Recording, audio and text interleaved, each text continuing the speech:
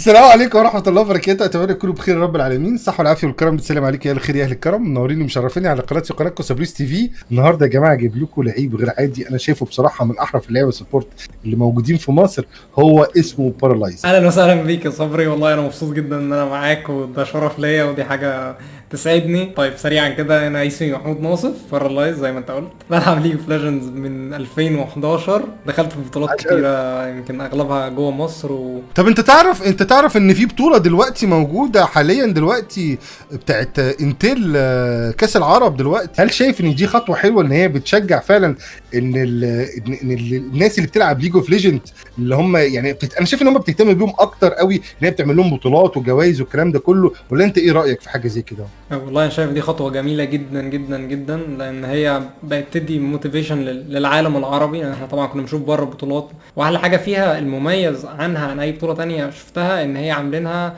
كدول، يعني مش عاملينها نظام فرق. يعني في الغالب لما كان بتعمل نظام فرق بتلاقي مثلا 2 من مصر و2 مثلا من السعوديه وواحد انما المره دي قال لك لا، احنا هنعملها كان هي منتخبات.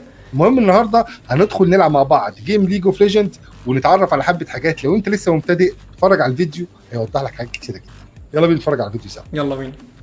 بص يا معلم، انا دلوقتي اعتبرني ان انا واحد اول مره العب اللعبه دي، وعايز افهم ايه اللي طالع قدامي، ايه الشامبيونز وايه اللينز والكلام ده عباره عن ايه. سريعا كده، هي لعبه ليج اوف ليجند عامله مثلا زي الكوره، في مهاجم ومدافع وهكذا.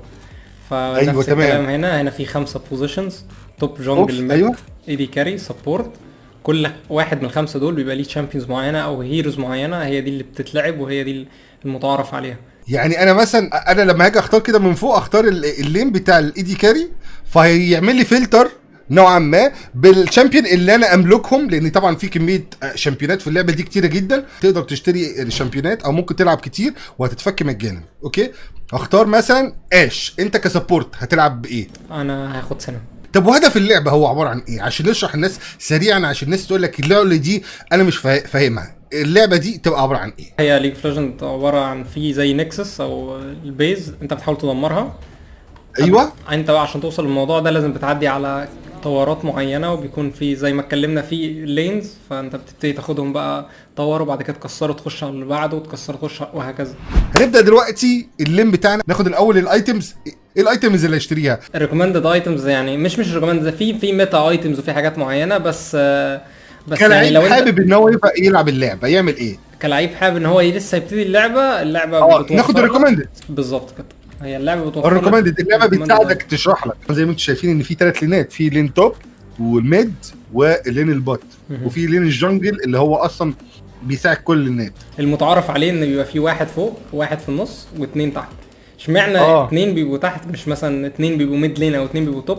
عشان التاورز اللي هي اول تاور دي، التورات بتاعت الميد والتوب بيبقى عندها ديفنس اكتر من البوت. عشان كده لو انت بعت مثلا 2 توب لين هتلاقي البوت اللي ضدك اخدوا التاور اسرع ما انت هتاخد التوب.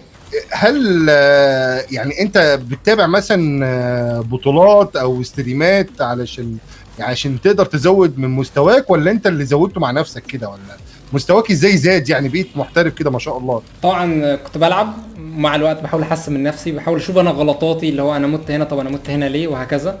تاني حاجه بتقعد تتفرج طبعا وبتشارك في بطولات وبتتفرج على بطولات يعني. وعشان نكمل تثبيت الجبل لحد الاخر، الحكايه تبقى سهله وبسيطه جدا. هتدخل على موقع 2 بي علشان هناك كل الكمبيوترات اللي من لينوفو الموديل بالظبط ليجن واي 540، لو دخلت كود 2 بي ليجن الحكايه تبقى سهله وبسيطه جدا، هتاخد خصم 1000 جنيه. بص يا معلم، انت توفره وتظبطني بقى، تديني انا 500 وانت خد 500. هكتب لك كل حاجه في الفيديو ديسكريبشن علشان تقدر تدخل وتوفر المبلغ المهم. اوه كسبنا.